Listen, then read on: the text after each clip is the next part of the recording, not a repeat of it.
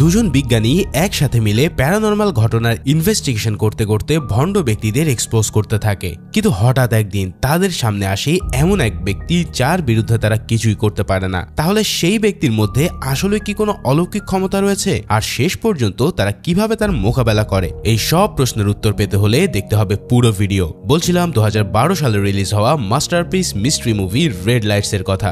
এই মুভিতে আছে আমার দুজন খুব ফেভারিট পার্সন, এক কিলিয়ান মার্ফি, দুই এলিজাবেথ অলসেন। তো বুঝতেই পারছো মুভিটা কেমন হতে চলেছে, তাই আর কথা না বাড়িয়ে চলো শুরু করি আজকের মুভি এক্সপ্লেনেশন। মুভি শুরুতে আমরা আমেরিকার রাস্তায় একটা চলমান গাড়ির দৃশ্য দেখতে পাই। প্রফেসর মার্গারেট ম্যাথিসন এবং তার অ্যাসিস্ট্যান্ট টম বাকলে গাড়িতে করে কোথাও যাচ্ছিল। মূলত তারা দুজনে একটা বাড়িতে ঘটে যাওয়া কিছু প্যারানর্মাল অ্যাক্টিভিটিস অর্থাৎ ভৌতিক ঘটনা দেখতে যাচ্ছে। তাদের কাজ হলো যে এই ধরনের ঘটনাগুলোর পিছনে বৈজ্ঞানিক ব্যাখ্যা দাঁড় করানো এবং তথাকথিত সাইকিকদের ভণ্ডামি এক্সপোজ করা। গত কয়েকদিন ধরে এই বাড়িতে নানা ধরনের অদ্ভুত ঘটনা ঘটে আসছে। বাড়ির ভিতরে ঢোকার পরেই উপরতলা থেকে দুম দুম করে শব্দ হতে শুরু হয়। সেই বাড়িতে ট্রেসি নামের একটা মেয়ে কাজ করত, যে আবার নিজেকে সাইকিক অর্থাৎ ভূতের ওঝা বলে দাবি করে। ট্রেসি বলতে থাকে যে এই সব কাণ্ডের পিছনে রয়েছে কোনো ধরনের আত্মা কিংবা সুপার ন্যাচারাল শক্তি। সে সবাইকে নিয়ে একটা সাইকিক সেশন শুরু করতে চায়, আর মার্গারেট এবং বাকলে তার এই সেশন দেখে সত্যটা রিভিল করার জন্য এখানে এসেছে। ট্রেসি সেশন শুরু হওয়ার পরে সে হঠাৎ ওই আত্মাদের সাথে কথা বলতে শুরু করে। তাকে দেখে মনে হয় যে সে প্রচন্ড যন্ত্রণার মধ্যে দিয়ে যাচ্ছিল। তারা সবাই যে টেবিলে বসে ছিল সেই টেবিলের সমস্ত জিনিসপত্র অনেক বেশি দুলছিল। শেষে আর সহ্য করতে না পেরে বাড়ির মালিক সিডিউক চিৎকার শুরু করলে ট্রেসি তার সেশন শেষ করে দিয়ে অজ্ঞান হওয়ার ভান করে। এর পরপরই পাশের ঘর থেকে বাড়ির ছোট মেয়ে সুজান এসে তার মাকে বলে যে চলো মা, আমরা এখান থেকে চলে যাই। তার মা ছাড়াও তার কথা শোনারই আশ্বাস দেয়। এই সাইকিক সেশন শেষ হওয়ার পর মার্গারেট সুজানের সাথে একান্তে কথা বলে তাকে এই কাণ্ডগুলো বন্ধ করতে বলে। অর্থাৎ এখান থেকে আমরা জানতে পারি যে সুজান আসলে তার দাদার বাড়িতে তার বোন জুলিয়ার কাছে থাকার জন্য এই বাড়ি থেকে চলে যেতে চাইছিল। তাই সে গত কয়েকদিন ধরে ট্রেসির সাথে মিলে এই বাড়িটাতে বিভিন্ন ধরনের অদ্ভুত ঘটনা ঘটাচ্ছে, যাতে এই বাড়িটাকে হন্টেড বলে মনে হয়। এখানে দোতলা থেকে যে শব্দগুলো ভেসে আসে সেগুলো সুজানেরই কাজ। আর সেশনের সময় টেবিল নড়াটাও ট্রেসিরই একটা টেকনিক ছিল। যাই হোক, সবকিছু ধরতে পেরে মার্গারেট সিডিউককে বলে দেয় যে সে যেন তার বাড়ি থেকে ট্রেসিকে বের করে দেয়। এর পরের সিনে আমরা আমেরিকার এক এয়ারপোর্টে একটি প্লেন ল্যান্ড করতে দেখি। এই প্লেনে ছিল বিখ্যাত সাইকিক সাইমন সিলভার, যে কিনা অন্ধ হওয়া সত্ত্বেও কারো সাহায্য ছাড়াই দিব্যি চলাচল করতে পারত। বহু বছর আগেই সাইমন সিলভার পুরো আমেরিকাতেই এক নামে পরিচিত ছিল, কিন্তু মাঝখানে অনেক দিন ধরে সে গায়েব ছিল। আর সে কেন গায়েব ছিল সেটা আমরা একটু পরেই জানতে পারবো। এদিকে মার্গারেটকে আমরা তার ইউনিভার্সিটির ক্লাসরুমে সাইকোলজির ক্লাস নিতে দেখি, যেখানে সে নিজের স্টুডেন্টদের বোঝাচ্ছিল যে সমস্ত ভৌতিক ঘটনার পিছনে কোনো না কোনো বৈজ্ঞানিক ব্যাখ্যা থাকে। যেমন সাইকিক সেশনের সময় যেভাবে টেবিল নড়াচড়া করতে কিংবা শূন্য উঠতে দেখা যায়, সেগুলো আসলে ভণ্ড সাইকিকদেরই একটা ট্রিক্স। টেবিলের এক পাশে খুব কৌশলের সাথে চাপ দিয়ে সেগুলোকে নাড়ানো কিংবা উপরে ওঠানো যায়।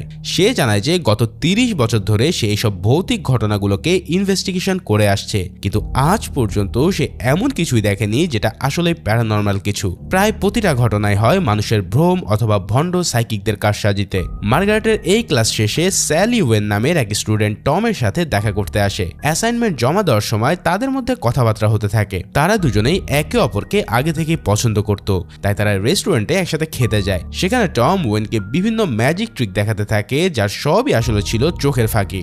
যাই হোক, কথাবার্তার ফাঁকে ওয়েন হঠাৎ টমকে জিজ্ঞেস করে যে একজন পদার্থবিদ হওয়া সত্ত্বেও টম কেন মার্গারেটের সাথে সব ভৌতিক ঘটনার পিছনে পড়ে আছে, আর এসব করেই সে বা কি পাচ্ছে। কারণ যা কিছু তারা করুক, মানুষের মনের ভিতরে অন্ধবিশ্বাস তো দূর করতে পারবে না। তখন টম তাকে বলে যে অনেক বছর আগে তার মায়ের পেট ব্যথা সহ বিভিন্ন সমস্যা দেখা দিয়েছিল। তিনি তখন ডাক্তারের কাছে না গিয়ে একজন সাইকিকের কাছে যান, আর সেই সাইকিক তাকে বলে যে তার পেটে স্রেফ গ্যাস্ট্রিক হয়েছে। কিন্তু অনেক দিন পর ধরা পড়ে যে তার মায়ের আসলে পাকস্থলী ক্যান্সার হয়েছিল। কিন্তু যতদিনে সেটা ধরা পড়ে ততদিন অনেক দেরি হয়ে গেছে। সাইকিকের এই ভণ্ডামির জন্য তার মাকে হারাতে হয়েছে। এরপর থেকেই সে শপথ করে নেয় যে এই সমস্ত ভণ্ডদেরকে সে এক্সপোজ করে রাখবে। এই কথাগুলো বলার পর সে ওয়েনকে আবারও একটা ম্যাজিক ট্রিক দেখাতে থাকে। ঠিক তখনই টিভিতে তারা দেখতে পায় যে 60-এর দশকের বিখ্যাত সাইকিক সাইমন সিলভার আবারও তার শো নিয়ে রিটার্ন করতে চলেছে। সিলভার সে সেই সময়টাতে খুবই জনপ্রিয় একজন সাইকিক ছিল এবং তার প্রচুর ফ্যান ফলোয়ার রয়েছে। কিন্তু একদিন তার শোয়ের মাঝপথেই মার্টিন ওয়ার্নার নামের এক সাংবাদিকের মৃত্যু হয়। এই সাংবাদিক মূলত সিলভারকে ভণ্ড আখ্যা দিয়ে তাকে এক্সপোজ করার চেষ্টায় ছিল। সেখানে পোস্টমর্টম রিপোর্টের পর জানা যায় যে ওয়েনারের মৃত্যুটা স্রেফ হার্ট অ্যাটাক ছিল, কিন্তু তার মৃত্যুর পিছনে সিলভারের হাত থাকার ব্যাপারে মানুষ সন্দেহ করা শুরু করে, যার ফলে সে নিজের সব কাজ থেকে রিটায়ারমেন্ট নিয়ে পুরোই গায়েব হয়ে যায়। এখন প্রায় 30 বছর পর সে আবারও রিটার্ন করতে চলেছে। মার্গারেটও কিন্তু ওই সময়টায় তার রুমে বসে সিলভারের ব্যাপারে রিসার্চ করছিল। হঠাৎ তার কাছে একটা ফোন আসলে সে ফোন রিসিভ করে, কিন্তু ওপাশ থেকে কেউই কোনো কথা বলে না। এরপর সে কফি কাপে রাখা চামচ দিয়ে কফি নাড়তে গিয়ে দেখতে পায় যে রহস্যজনকভাবে চামচটা বেঁকে আছে। যাই হোক, সেদিন মার্গারেট আর টম আরো একটা সাইকিক ফ্রডকে ধরিয়ে দেয়। সেখান থেকে ফিরে আসার সময় মার্গারেট যখন বলে যে সে বেশি দিন আর এই কাজ চালিয়ে যেতে পারবে না, তখন টম তাকে বলে যে আমাদের সাথে অ্যাসিস্ট্যান্ট হিসেবে আরো একজনকে নেওয়া উচিত। তখন মার্গারেট বুঝে যায় যে টম আসলে ওয়েনের কথা বলছে, কারণ তারা একে অপরকে অনেক পছন্দ করে, যেটা মার্গারেট আগে থেকে জানতো। এরপর তারা দুজনেই মার্গারেটের কোমায় থাকা ছেলে ডেভিডকে দেখতে যায়। পরের দিন মার্গারেট টমের কথা মতন ওয়েনকে সাথে নিয়ে নিজের পরের মিশনে যায়। এরপর তারা আরেক ভণ্ড সাইকিককে এক্সপোজ করতে চলেছে। এর জন্য তারা প্রথমে সেই সাইকিকের আস্তানার বাইরে ঘাপটি মেরে ছবি তুলতে থাকে, কারণ এই সমস্ত সাইকিকদের নিজস্ব কিছু লোক থাকে যারা বাইরে ঘোরাফেরা করে লোকজনদের ব্যাপারে তথ্য সংগ্রহ করার চেষ্টা করে, যাতে শো এর মধ্যে তাদের ব্যাপারে হুট করে কিছু বলে দিয়ে সবাইকে চমকে দেওয়া যায়। এদিকে টমও সেই লোকদের ভিতরের একজন পকেট থেকে ছোট্ট একটা ডায়েরি চুরি করতে সক্ষম হয়। সেই ডায়েরিতে শোয়ে আসা সমস্ত অডিয়েন্সের নাম এবং তথ্য লেখা ছিল। এরপর তারা তিনজনে এবার সাইকিকের হলের ভিতর ঢুকে পড়ে। টম একজন ফিজিসিস্ট হওয়া সুবাদে সব ধরনের টেকনিক্যাল যন্ত্রাংশ নিয়ে খুব ভালো জ্ঞান রাখত, তাই তারা সহজেই টের পেয়ে যায় যে লিওনার্দো পালাডিনো নামের এই সাইকিকের কানে আসলে একটা ইয়ারফোন রয়েছে। আর অন্য পাশ থেকে তারই এক অ্যাসিস্ট্যান্ট সেই ইয়ারফোনে অডিয়েন্সদের নাম এবং তাদের সম্পর্কে নানা তথ্য সাপ্লাই করতে যাচ্ছে। ওদিকে লিওনার্দো তাদের নাম ধরে ডেকে কিংবা তাদের ব্যাপারে তথ্যগুলো বলে দিয়ে তাদের সবাইকে অবাক করে দিচ্ছে, মানে পুরোটাই ভাউতবাজি আর কি। এবার এই ভাউতবাজি বন্ধ করার জন্য টম সেই ইয়ারফোনের সিগন্যালটা বিগড়ে দেয়, যার ফলে অনেক চেষ্টার পর সে ওই সিগন্যালটাকে জ্যাম করতে সক্ষম হয়। আর লিওনার্দোর ইয়ারফোনও তার অ্যাসিস্ট্যান্টের কথা ঠিকমতো শুনতে পায় না। এই কারণে সে বেশ কয়েকবার ভুল ব্যক্তিকে পিক করতে যায়। তার দাবি ছিল যে সে যে কারো শারীরিক সমস্যা তাকে জিজ্ঞেস করা ছাড়াই ধরে ফেলতে পারে, এছাড়াও সে তাকে ইনস্ট্যান্ট সুস্থও করে তুলতে পারে। কিন্তু ইয়ারফোনের সিগন্যাল জ্যাম হয়ে যাওয়ার কারণে লিওনার্দো ভুলভাল ব্যক্তিদের ধরতে থাকে এবং ভুলভাল অসুখের কথা বলতে থাকে। অন্যদিকে মার্গারেট টম আর ওয়েনকে নিয়ে সেই রুমে ঢুকে পড়ে যেখান থেকে লিওনার্দোর অ্যাসিস্ট্যান্ট কথা বলছিল। এভাবে এই ফ্রড সাইকিককে এক্সপোজ করার পর মার্গারেটের খ্যাতি আরো বেশি পরিমাণ ছড়িয়ে পড়ে। ওদিকে সাইমন সিলভারও কিন্তু ইতিমধ্যে বিভিন্ন ধরনের টেলিভিশন শোতে হাজির হতে শুরু করেছে। টম মার্গারেটকে বলে যে এবার তাদের উচিত এই সিলভারের পিছনে লাগা, কিন্তু মার্গারেট কেন যেন কোনোভাবেই তাতে রাজি হতে চায় না। টমও বুঝতে পারে না যে সে আসলে সিলভারকে কেন ভয় পাচ্ছে। যাই হোক, ক্লাস নিতে যাওয়ার পথে একই ইউনিভার্সিটির প্রফেসর পল শেকলটন এসে মার্গারেটকে তার টেলিপ্যাথিক রিসার্চে যোগ দেওয়ার জন্য অনুরোধ করে। তারা কার্ড না দেখে তার শেপ বলে দেওয়ার মতন কাজকে এই রিসার্চে সফল করে দেখিয়েছে বলে দাবি করে। তখন মার্গারেট বলে যে আমিও এই কাজ সহজেই করতে পারি। এরপর পল তার পকেট থেকে যেই কার্ডটা বের করে মার্গারেট তার গায়ে থাকা শেপটার নাম খুব সহজেই বলে দেয়। এই দৃশ্য দেখে তখন পল খুব অবাক হয়ে গেলে মার্গারেট তার চশমা খুলে জানায় যে সে আসলে পলের চশমার রিফ্লেকশনে সব কার্ডের নাম্বার দেখে নিয়েছে। তার মানে পল যে ব্যক্তিকে নিয়ে রিসার্চ করছিল সেও একইভাবে তাকে ধোঁকা দিয়েছে। অর্থাৎ বুঝতেই পারছো, এই সমস্ত তথাকথিত অলৌকিক পাওয়ারের পিছনে কোনো না কোনো কারসাজি তো থাকবেই। যাই হোক, এই ঘটনার পর মার্গারেট সাইকিক বিষয়ক একটা টক শোতে উপস্থিত হয়। সেই শোতে সাইমন সিলভারকে নিয়েও অনেক আলোচনা করা হচ্ছিল। টক শোতে তর্কের মাঝখানে হঠাৎ সিলভারের অ্যাসিস্ট্যান্ট মার্গারেটকে ধর্মবিশ্বাস নিয়ে কথা তুললে সে খেপে গিয়ে শো থেকে বেরিয়ে আসে। পুরো সময়টায় টম ওয়েনের সাথে বসে বসে এই শো দেখছিল। সে জানতো যে সিলভারের লোকেরা মার্গারেটকে রাগিয়ে দিয়ে পুরো সেটার ফায়দা তুলে নিতে চাইবে, তাই পরের দিন সকালে সে তাকে নিউজ পেপার দেখিয়ে ভীষণ রাগ প্রকাশ করে, কারণ সব নিউজ পেপারে তাদেরকে লুজার বলে আখ্যা দিয়ে রিপোর্টাররা উপহাস ছাপিয়েছিল।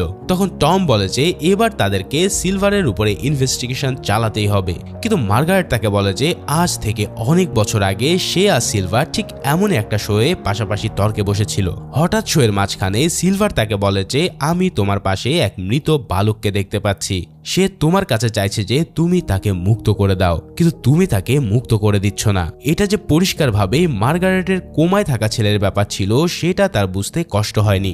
যদিও তার ছেলে কোমায় ছিল, কিন্তু সে ওই শোটাতে সেটা বলেনি, কারণ তখন তার মনে সামান্য একটু খটকা লেগেছিল যে হয়তো আসলেই সিলভারের মধ্যে কিছু না কিছু একটা তো আছেই, না হলে সে তার ছেলের কথা জানলো কি করে। এরপর থেকে সে সিলভারের পিছনে লাগা ছেড়ে দেয়, আর এবার টমকেও সে কিছু করতে নিষেধ করে, কারণ সিলভার আসলে একজন আনপ্রেডিক্টেবল এবং ডেঞ্জারাস ব্যক্তি। কিন্তু তবুও টম মার্গারেটের কথা না শুনে সিলভারের এক শোতে তার উপরে ইনভেস্টিগেশন চালাতে শুরু করে। কিন্তু ইকুইপমেন্ট সেট আপ করার সাথে সাথেই সমস্ত ইলেকট্রনিক যন্ত্রপাতিগুলো ব্লাস্ট করা শুরু হয়, এমনকি থিয়েটারের লাইট সহ অন্যান্য যন্ত্রপাতিগুলো ব্লাস্ট হয়ে যায়। এই অবস্থায় টম কোনোভাবে নিজের যান বাঁচিয়ে সেখান থেকে ফিরে আসে। ফিরে আসার পর সে মার্গারেটকে কল দিলেও সে তার ফোন রিসিভ করে না। যখন সে তার বাসায় যায় তখনই সে দেখতে পায় যে মার্গারেট তার রুমের এক কোনায় মুমূর্ষু অবস্থায় পড়ে আছে। টম কিছুতেই বুঝতে না পেরে হাউমাউ করে কাঁদতে শুরু করে। এরপর সে অ্যাম্বুলেন্স কল করে তাকে হসপিটালে নিয়ে যায়, কিন্তু ততক্ষণে অনেক দেরি হয়ে গিয়েছিল। হার্ট অ্যাটাকে মার্গারেটের এই হঠাৎ মৃত্যুর পর টম নিজেই তার জায়গায় সাইকোলজি ডিপার্টমেন্টে ক্লাস নিতে শুরু করে, কিন্তু সেখানেও সে মোটেও শান্তি পায় না, কারণ তার সাথে প্রতিনিয়ত অদ্ভুত সব ঘটনা ঘটতে থাকে। তার কাছে প্রতিনিয়ত কল আসতো, কিন্তু ফোন ধরার পর ওপাশ থেকে কেউ কোনো কথা বলতো না। ফোনে কথা বলার সময় জানালায় মৃত পাখি এসে আছড়ে পড়তো, এমনকি তার ল্যাব থেকেও জিনিসপত্র গায়েব হওয়া শুরু করে। এই সব কিছুর কারণে সে নিজের ক্লাসগুলোও ঠিকমতো নিতে পারছিল না, যার ফলে সে অতিষ্ঠ হয়ে স্টুডেন্টদেরকে আগেভাগে ছুটি দিয়ে ক্লাসে বসে বাচ্চাদের মতো কাঁদতে থাকে। এরপর থেকেই টমের জীবনে শান্তি একেবারে গায়েব হয়ে যায়। প্রতিদিন তার সাথে কোনো না কোনো ভৌতিক ঘটনা ঘটতেই থাকে, কিন্তু তবুও সে শপথ করে যে সিলভারকে সে দেখেই ছাড়বে। এর জন্য একদিন সে লুকিয়ে সিলভারের গাড়িকে ফলো করতে যায়, কিন্তু রাস্তার মাঝখানে হঠাৎ তার সামনে একটা কনস্ট্রাকশনের গাড়ি চলে এলে সে গাড়ি থামাতে বাধ্য হয়। এরপর সে আবারও গাড়ি চালাতে শুরু করলে এবার রাস্তার মাঝখানে হঠাৎ এক লোক এসে দাঁড়িয়ে পড়ে, যার ফলে তাকে দেখে টম আবারও তার গাড়ির জোরে ব্রেক করতে বাধ্য হয়। এরপর হঠাৎ তার গাড়ির মিউজিক আপনা আপনি চালু হয়ে যায়, আবার কিছুক্ষণ পর তার নিচ থেকে বন্ধ করে দেওয়া হয়। সেই লোকটা চলে গেলেও কিছুক্ষণ পর লোকটা এসে তার গাড়ির দরজায় নক করে। টম জানলার কাছ খোলা মাত্রই লোকটা তার মুখের উপরে থুতু নিক্ষেপ করে চলে যায়। মানে তার সাথে যে কি হচ্ছে সেটা কিছুতেই সে বুঝতে পারছে না। টম সিলভারের বিল্ডিং এ ঢোকার পর তার কাছে সেই বিল্ডিংটাকেও কেমন যেন ভৌতিক মনে হয়। হাঁটতে হাঁটতে হঠাৎ সেখানকার এক লোক তাকে অ্যাপয়েন্ট করার কথা জিজ্ঞেস করলে সে সেখান থেকে বেরিয়ে যায়, কিন্তু তার অশান্তি শেষ এখানেই নয়। সেদিন রাতে তার ঘুম ভাঙে ভয়ানক এক দুঃস্বপ্নে। বিছানায় তখন সে আর ওয়েন একসাথে ঘুমাচ্ছিল। এরপর তার মনে হতে থাকে যে কেউ হয়তো তাদের ঘরের ভিতরে আছে, কিন্তু সে এদিক ওদিক দেখেও কাউকে সেখানে দেখতে পায় না। ওয়েনও বুঝতে পারছে না যে তাদের সাথে আসলে কি হচ্ছে, কারণ তাদের ঘরের সমস্ত ইলেকট্রিক লাইটও জ্বলতে নিভতে শুরু করে। এরপর টম পাগলের মতন সিলভারের নাম ধরে ডাকতে ডাকতে বাইরে বেরিয়ে আসে। বাইরে বেরোনোর সময় সে ঘরের দরজায় আরো একটা মৃত পাখিকে পড়ে থাকতে দেখে। ওয়েন তাকে পিছন থেকে ডেকে ফেরাতে চাইলেও সে তার কথা না শুনেই রাস্তার মাঝখানে চলে যায়। ঠিক তখনই পাশ থেকে একটা গাড়ি খুব কাছ দিয়ে তার পাশ কাটিয়ে চলে যায়। তারপরে টম খেয়াল করে যে কাচের টুকরোতে সে তার পাও কেটে ফেলেছে। এরপর ওয়েনকে নিয়ে এসে ঘরে ফিরে দেখতে পায় যে তার ঘর এবং ল্যাব পুরো লন্ডভন্ড হয়ে পড়ে আছে, এমনকি সেখান থেকে বেশ কিছু জিনিসপত্র গায়েব হয়ে গেছে। মানে তার সাথে একের পর এক খারাপ ঘটনা ঘটেই চলেছে। এরপর ঘরে ফেরার পরে হঠাৎ সেখানকার মনিটর চালু হয়ে যায় এবং তাতে একটা নিউজ চলতে থাকে। নিউজে বলা হয় যে সাইমন সিলভার এসপিআরসি অর্থাৎ সায়েন্টিফিক প্যারানর্মাল রিসার্চ সেন্টারে নিজের টেলিকাইনেটিক পাওয়ার টেস্ট করতে রাজি হয়েছে, অর্থাৎ সে যে কোনো কিছু না ছুঁয়ে সেগুলোকে নড়াতে সক্ষম তার পরীক্ষা সে দিতে চলেছে। এই খবর পাওয়া মাত্র টম ছুটে যায় সেই রিসার্চ সেন্টারের হেড পল শেলটনের কাছে। এই পলই কিন্তু বেশ কয়েকবার মার্গারেটকে তার রিসার্চ সেন্টারে যোগ দেওয়ার জন্য রাজি করতে চেয়েছিল। টম তাকে যেয়ে বলে যে কোনো মূল্যেই যেই কমিটির মাধ্যমে সিলভারের টেস্ট নেওয়া হবে সেই কমিটিতে যেন তাকে নেওয়া হয়। পল প্রথমে রাজি না হতে চাইলেও পরের টিমের জোর জবস্তির কারণে সে রাজি হয়। নির্দিষ্ট দিনে টেস্ট শুরু হওয়ার আগে পল টমকে বলে দেয় যে তাকে কেবল একজন অবজারভার হিসেবেই কমিটিতে রাখা হয়েছে, যার ফলে সে কেবল সিলভারের উপরে নেওয়া টেস্টগুলোই দেখতে পাবে, কিন্তু কোনো কিছুই সে টাচ করতে পারবে না। এছাড়াও রেজাল্টের রিপোর্টেও তার কোনো ভূমিকা থাকবে না। এই সব কথা শোনার পরেও টম তাতেই রাজি হয়ে যায়। টেস্ট শুরু হওয়ার আগে পল ল্যাবে উপস্থিত থাকা সমস্ত প্রফেসরদের সাথে সিলভারের পরিচয় করিয়ে দেয়। সে হঠাৎ জিজ্ঞেস করে যে এখানে তো আরো একজন গেস্ট আছে, তার পরিচয় কি? এই কথা শুনে সবাই বেশ অবাক হয়ে পড়ে। অন্ধ সিলভার কিভাবে টমের উপস্থিতি টের পেল? যাই হোক, পল তাকে টমের সাথে পরিচয় করিয়ে দেওয়ার পর সে এসে টমের গালে হাত বোলাতে বোলাতে বলে যে মার্গারেটের মৃত্যুর জন্য সে খুবই দুঃখিত। পরিচয় পর্ব শেষে এবার সিলভারে টেলিকাইনেটিক পাওয়ারের পরীক্ষা শুরু হয়। এরপর ক্রমান্বয়ে তার উপরে বেশ কয়েকটা টেস্ট চালানো হয়। প্রথম পরীক্ষায় তাকে 3টে ক্যামেরায় নিজের সাইকিক চিন্তাভাবনা ক্যাপচার করতে হয়। মূলত সাইকিকরা দাবি করে যে তারা ক্যামেরায় স্পর্শ না করে নিজের মনের চিন্তাগুলো ক্যামেরায় ছবি আকারে সেই ক্যামেরাতে ক্যাপচার করতে পারে।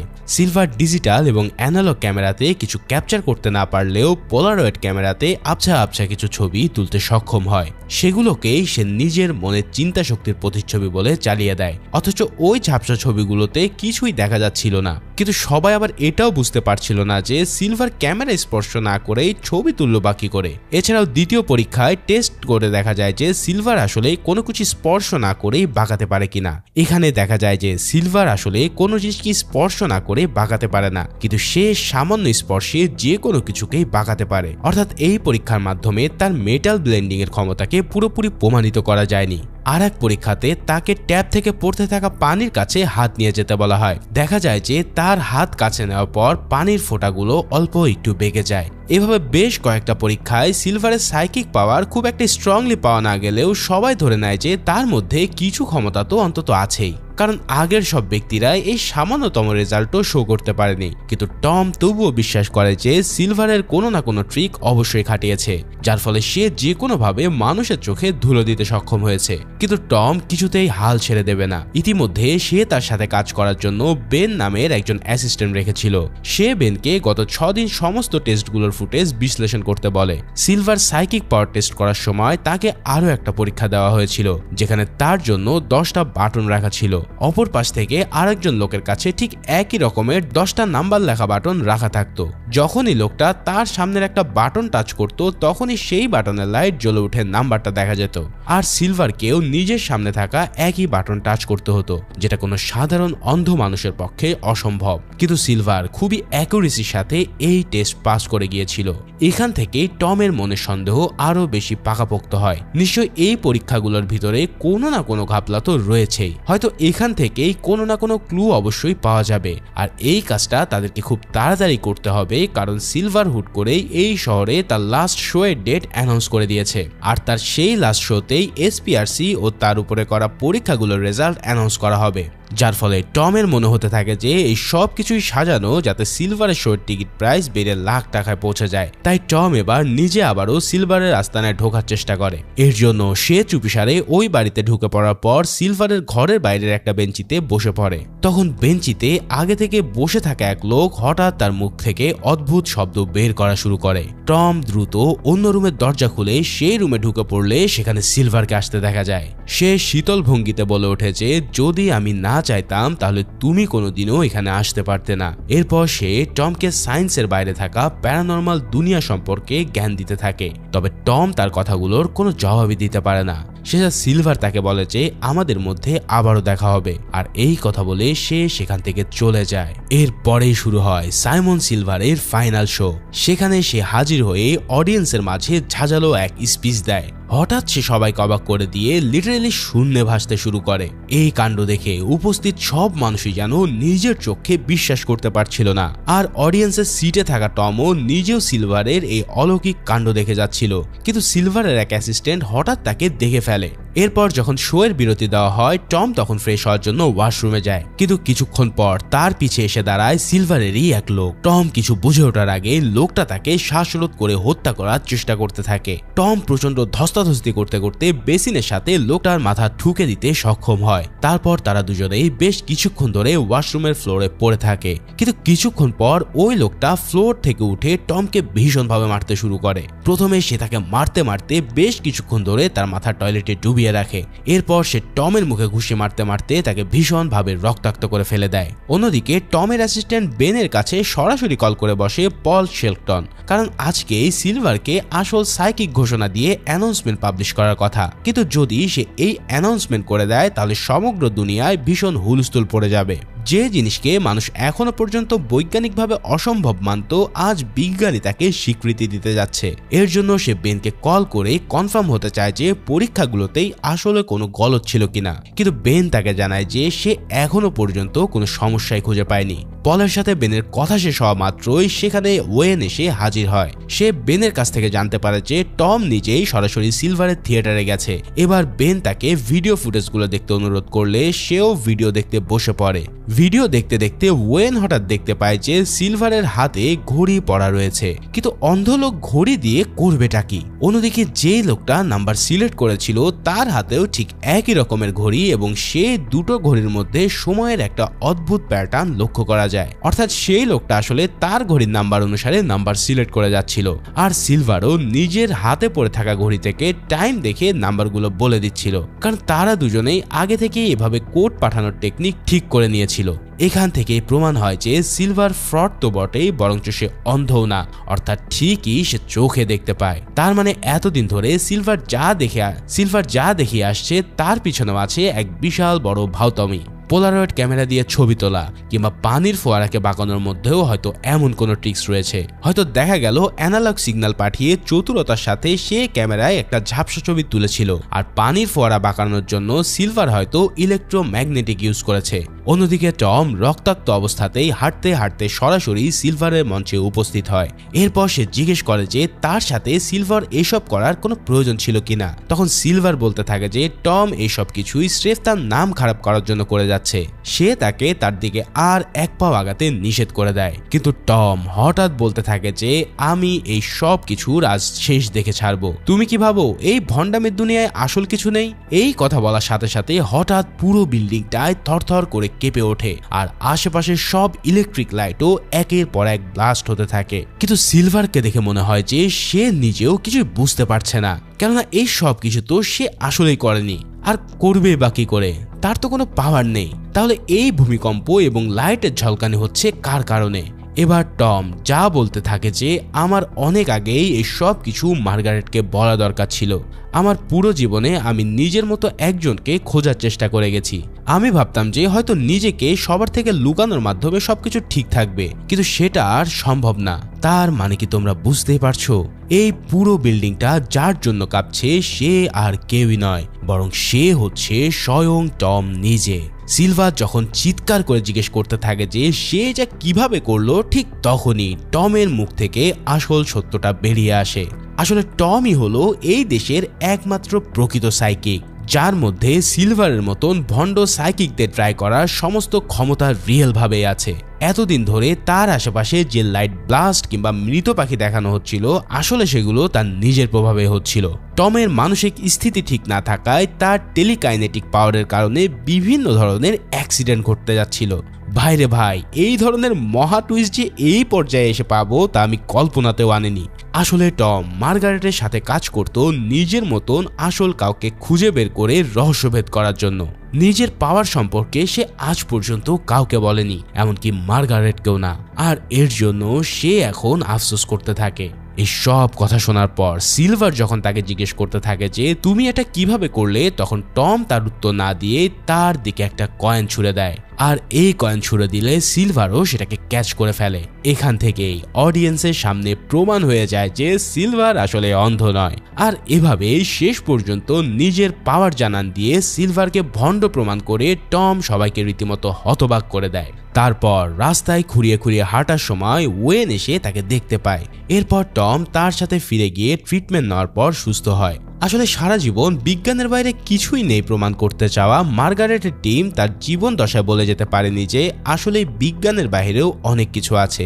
হাজারো মিথ্যা আর ভণ্ডামির ভিড়ে অল্প কিছু সত্য ঠিকই এভাবে চাপা পড়ে। মুভির একবারে শেষ সিনে আমরা দেখতে পাই যে টম কোমায় থাকা ডেভিডের শ্বাস প্রশ্বাসের পাইপ খুলে দিচ্ছে, অর্থাৎ এর মাধ্যমে টম তাকে মুক্তি দিয়ে তার মায়ের সাথে পরকালে মিলিত হওয়ার সুযোগ করে দেয়। আর ঠিক এভাবেই অসাধারণ এক শকিং এন্ডিং এর মধ্যে দিয়ে এই মুভিটাও এখানেই শেষ হয়। ভিডিওটা ভালো লেগে থাকলে অবশ্যই একটা লাইক, কমেন্ট ও সাবস্ক্রাইব করতে ভুলো না। দেখা হচ্ছে পরের কোনো থ্রিলার মুভিতে। সেই পর্যন্ত সবাই ভালো ও সুস্থ